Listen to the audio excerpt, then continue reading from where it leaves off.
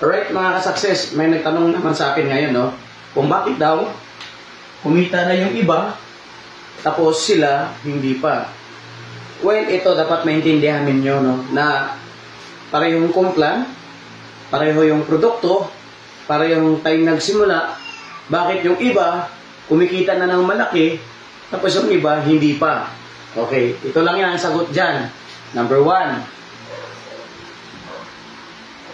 nag-commit ka ba? No? So, kailangan ang commitment mo is 100%. Ang commitment mo sa negosyong gagawin mo, dapat ho 100%.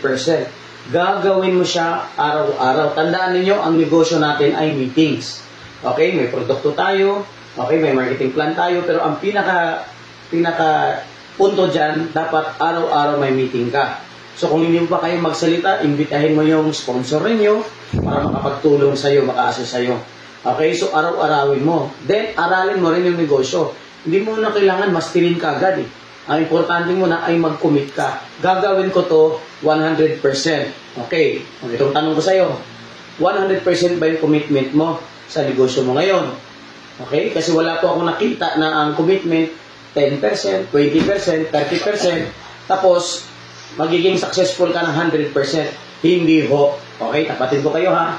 Hindi po kayo maging magtagumpay kung ang commitment mo ay 20%, tapos ang expectation mo ay 100%. Wala po. Okay, so una, mag-commit ka sa negosyo mo kung ano ba talaga yung gusto mo mangyari sa'yo.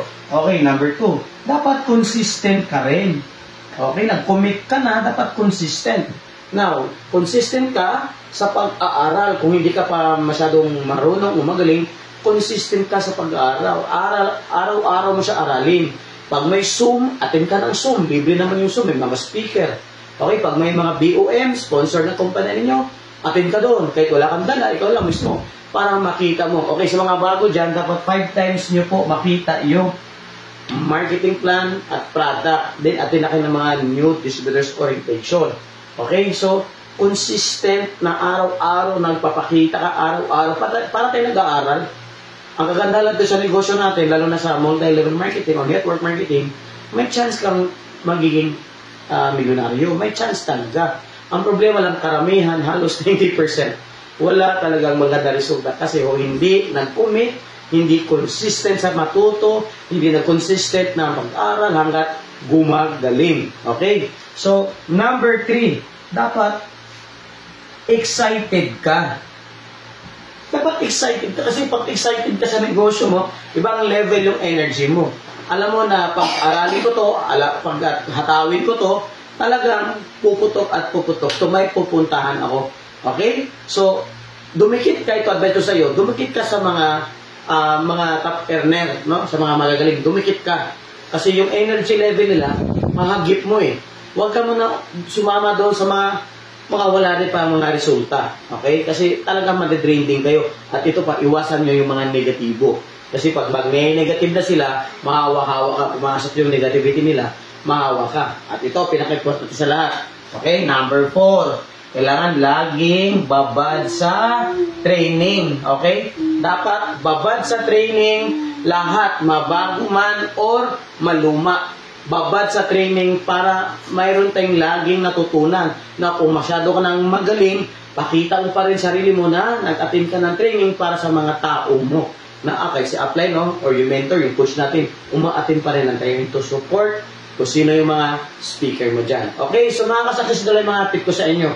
Bakit yung iba kumita na? Bakit ako hindi pa? So ito yung tanong ko sa inyo. Nag-commit ka ba? Okay? Baka marami kang commitment na kumpanya, patay tayo dyan.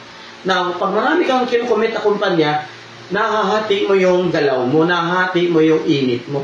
Remember, ang network marketing na business ay para tong charcoal business. Uling po ito, uling. Kailangan kung mag-ihaw ka, uling mo, pag bumaga na, umaapoy na, umoy kalat. Pag kinakalat mo kasi yan, nawawala yung apoy, nawawala yung init nyo, nalilito na kayo, napapagod na kayo. So, burn out ang resulta. So, commit. Okay, commit lang sa isa. Okay, number 2, consistent action. Kailangan magpakita ka araw-araw sa negosyo mo, umatin ka, aralin mo para maraming tayong matutunan. Okay, number 3, kailangan excited ka. Okay, kasi pag wala kang excitement level, wala kang kakwintang kausap-usap, negative na kagad yan. then training. Babad sa training. Your rise and fall of your success is because of your training. Babad lang lagi. Okay? So that's it mga ka-success. See you at the top.